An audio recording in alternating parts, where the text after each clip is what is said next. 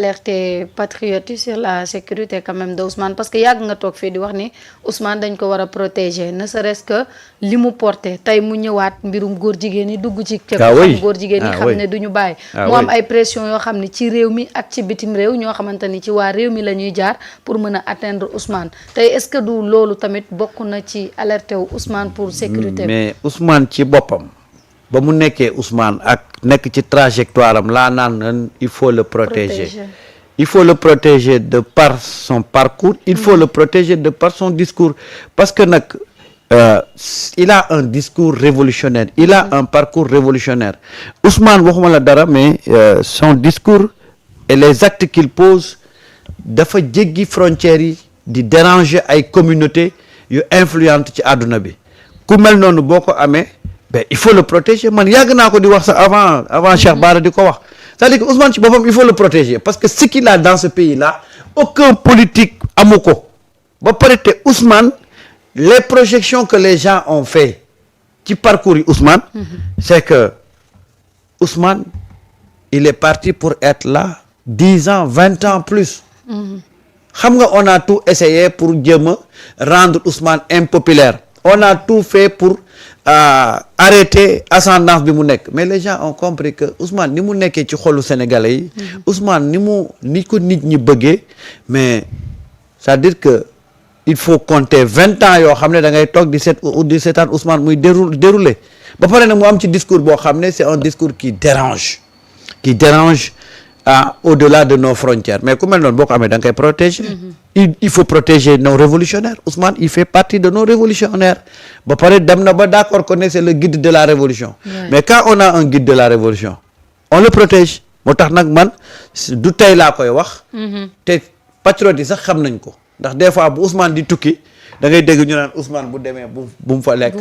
bu mu fa naan donc xam nañ importance Ousmane. attention de Samba parce que day bañ ko woote protection. protection Ousmane de dañ koy. non Ousmane c'est-à-dire que c'est quelqu'un boo xam ne il faut le protéger il faut le. protéger bi la ñuy bañ de. déet bu ñu bañee protéger bi nag Ousmane déet moom kay mais daal gars yi protéger lañ ko. Imam fii la ne nañ ko protéger le guide de la révolution tax ñu yóbbu ko fële. buñ ko defee tooñ ko nag. buñ ko defee tooñ ko waaye il faut protéger Ousmane rek ñu jàpp ci nit. boobaa nag ma xam ne nag boobaa nag ma xam ne nag dëkk bi nag léegi nag amatul yoon. mais man ba ma koy wax. yàgg na ma ne leen gis nga bu ñu amee lu ñëpp bëgg. dañ koy protéger. tey aujourd'hui partout en Afrique les gens ont envie d'avoir un Ousmane Sonko. De par le discours qu'il porte de par les actes qu'il pose mais également de par son parcours. ku mel noonu nag boo ko amee da nga ciy ngoy ba pare protéger ko. te muy dëgg. waaw xam nga beneen bii Cheikh Bara wax. muy sa sécurité.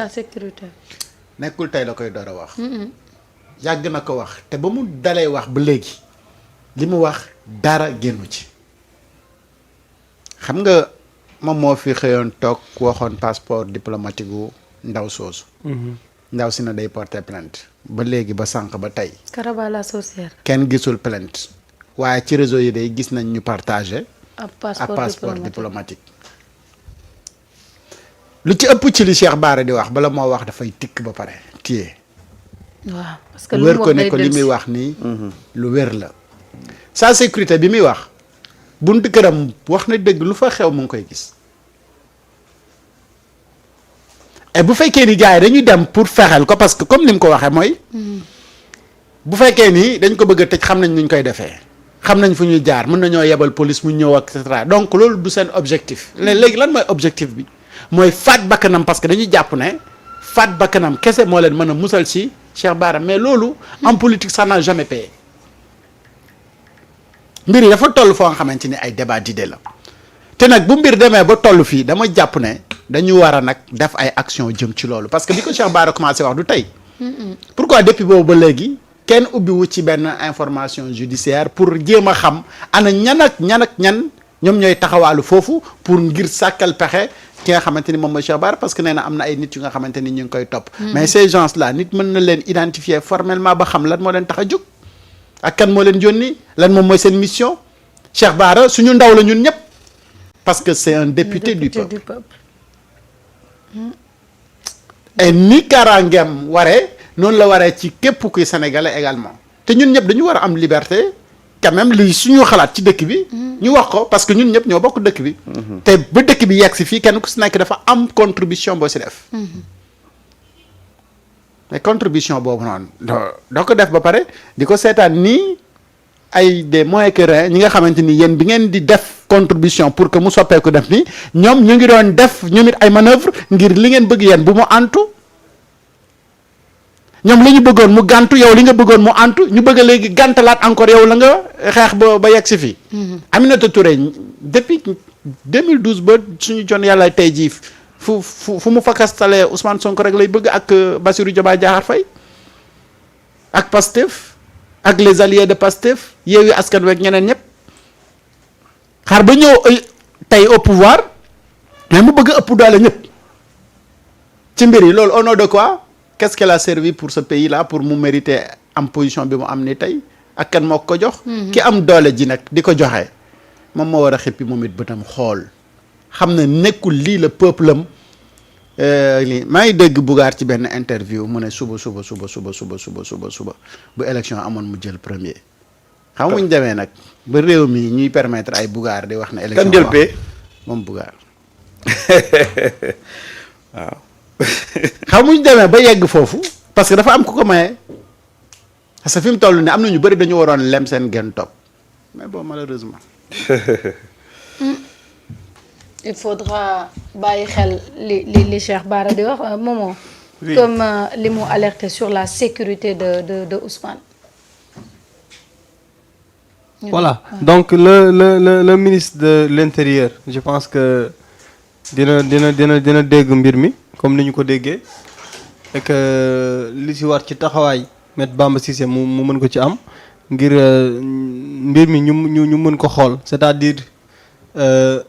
moom déjà Cheikh Bara Ndiaye c'est un représentant du peuple député la à l'Assemblée nationale donc bu nekkee député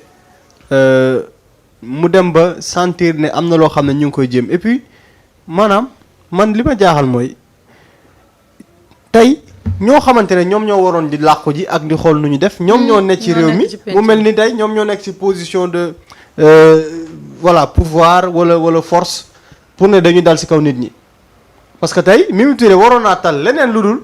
ñu naan non un Mimi Touré moom moo wax en tout cas selon les dires de Cheikh Bara Ndiaye que Ousmane Sonko la ñu yóbbu kaso Ousmane Sonko maanaam loo xamante ne yow sa doole ki nga koy puiser ci moom sax yaakaaruma bu dee mi ngi ànd ak xelam ba tey jàpp ma ne xalaat na loolu moom en personne maanaam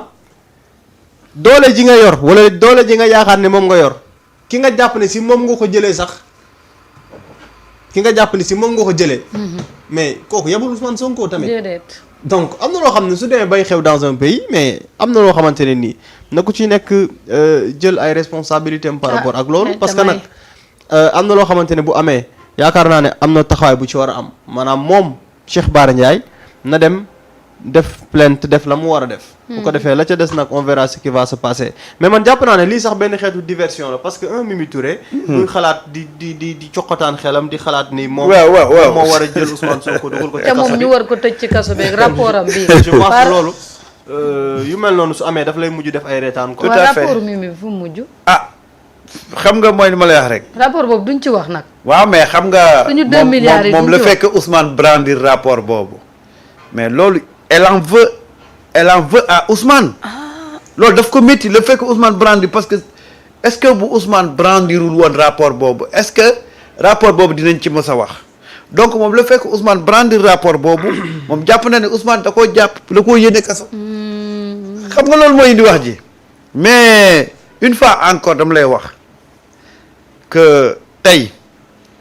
les gens dinañu bëgg a exister ci débat politique bi di faire passer certaines choses xam nga di se faire passer certaines choses su ko defee ñu nekk ci certaines choses yooyu ba ñu ñëw exister waat ci débat politique bi parce que ce qui s'est passé le samedi c'est extraordinaire Marietta Marietta tu organises une rencontre tu décroches li nga xam ne moom nga rêvé woon décroché muy la présence du président de la République nga fexe ba décroché ko xam nga loolu moom dañ ko jàppoon comme une victoire éclatante boo xam ne dafa waroon nekk nag léegi di déterminer le débat politique yow nga def ko toute une journée nga xëy les gens n'en parlent plus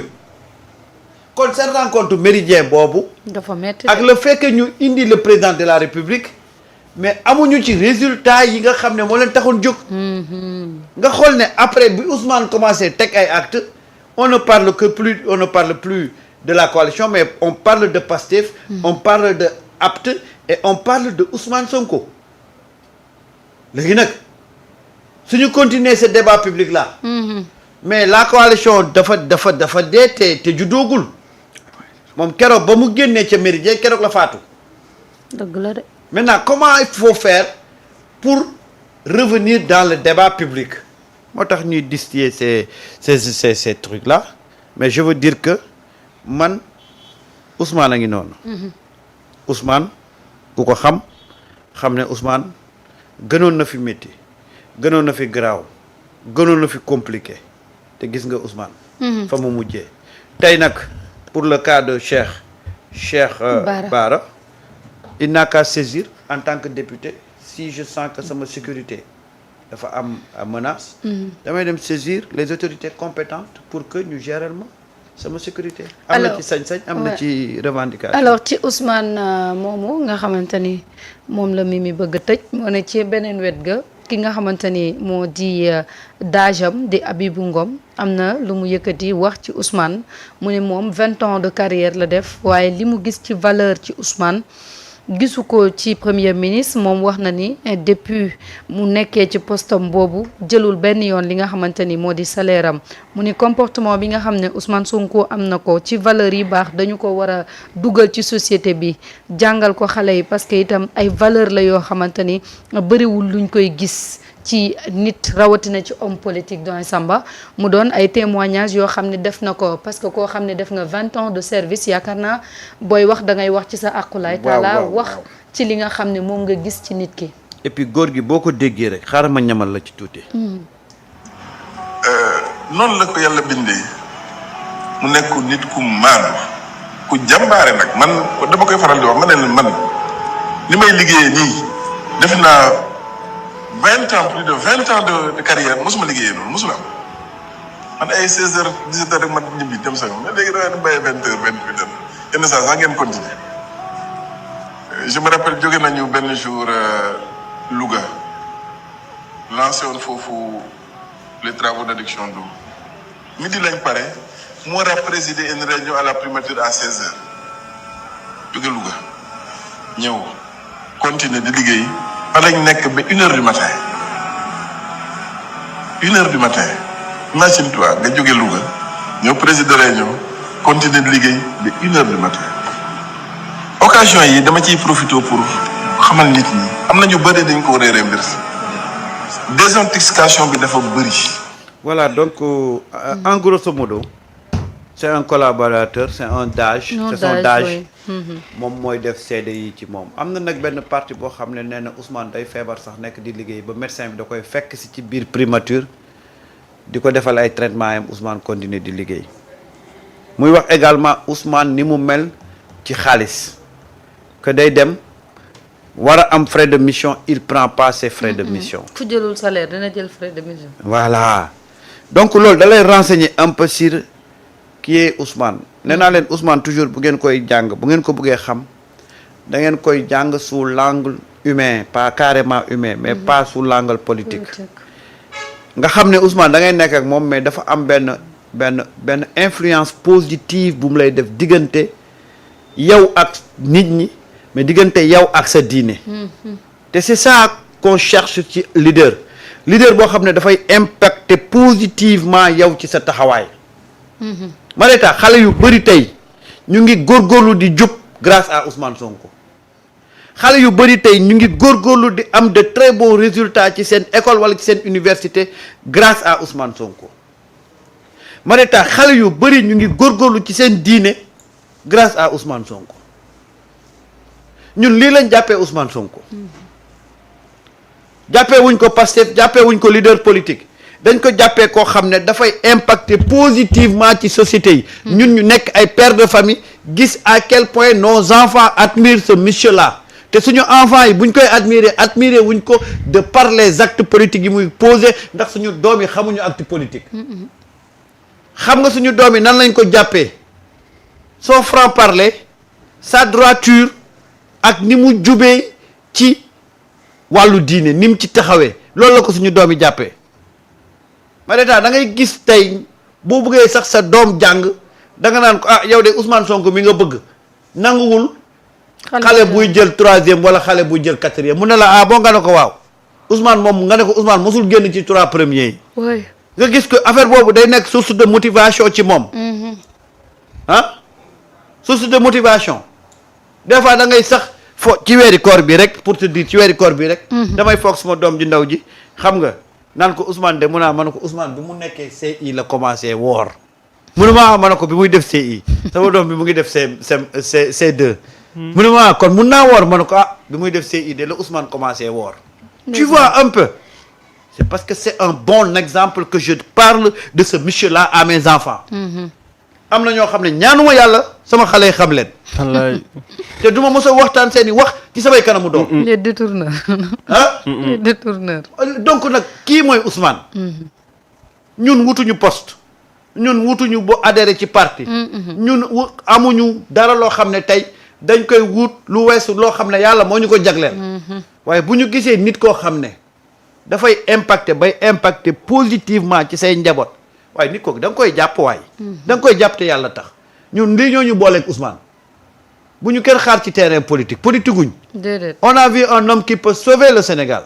qui peut sauver la société dañ koy jàppale ba mu impacter positivement ci suñu société te commencé na koo def nag. Marieta commencé na koo def tey boo demee nga xool xale yi ñi adhéré wu ci Ousmane Sonko yëpp gëm Ousmane Sonko nga xool leen démb avant Ousmane di ñëw comparaison rek nga xool seen résultat ci seen école ak bi ñu nekkee ci Ousmane Sonko nga xool seen résultat dafa am amélioration man Marieta yàlla dafa def ma am ñaari jarbaat maag seen yaay ñoo bokk ndey ak baay muy Papi Diagne ma koy nuyu ak Oumy ak Ndey Kumba Diop maag seen yaay ñoo bokk ndey ak baay ñooñu ba ñuy ànd ak ba ñuy gëm Ousmane Sonko booba kenn xamul Ousmane Sonko waaye damaa xool seen trajectoire ma gis ne bi ñu imprégné woo ci Ousmane Sonko dañoo yokk seen pas-pas ci njàng mi mais dañoo yokk seen pas-pas ci diine gi sama jarbaat boobu ma lay wax muy Ndey Kumba Diop barki démb rek moo ma yónnee waaw ñaan yi ma waroon def ci laylatu xadar bi ma xam ne Ousmane changé na lu bari ci seen taxawaay ci penc bi man dama constaté gis doogoy teg loxo ma nekkuma fi di météo wala may inventé Ousmane ay jikko wala ay exploit yoo xam ne defu ko man li may wax yëpp dama cee teg sama bët en partant de mes 2 nièces sama benn nièce ak sama benn neveu ma gis kenn ki professeur la woon université fële Ziguinchor jour bi ñuy lancé livre solution dafa jóge Ziguinchor ñëw ba fii ma ànd ak moom mu dem jënd livre bi ma gis ni mu changé en termes de comportement ni mu changé en termes d'ambition mais également ni mu changé en termes de foi religion loolu lan moo ko def Ousmane moo ko def ci moom ma xool ko gis ko ma xam ne kii ni mu changé ndaw ñii positivement mën naa changer mag ñi positivement mën naa changer Sénégal positivement. c'est pas pour rien ñu woowee ko Ousmane Moussa. man lii ma boole ak jëmm ji. waaye man est-ce que xam nga Marieta benn yoon laa mos a teg Ousmane bët. Ousmane Sonko loxo benn yoon lañ mos a joxante loxo. waa Pastef dañuy organiser fii ay événements mosuñu maa gis. wutuma ci place. wutuma ci payoor. man sama Sénégal moo ma ñor. kan moo ko mën a defar ba mu dox man looloo ma ñor. li si des nag. say doom ak say sët yi war a ñëw. bañ fi fekk Sénégal boo xam ne dañoo dilapider ressources yi. waaw bañ fi fekk Sénégal boo xam ne dañoo tayle suñu contrat yi. mu ngi nii bañ fi fekk ay détourneurs. bañ fi fekk ay ñoo xam ne dañoo yàq suñu xale yu jigéen yi yàq suñu xale yu góor yi. gis nga tey boo toogee ba réew mi ngay dégg ay ubbeek ay yos. lan moo koy indi.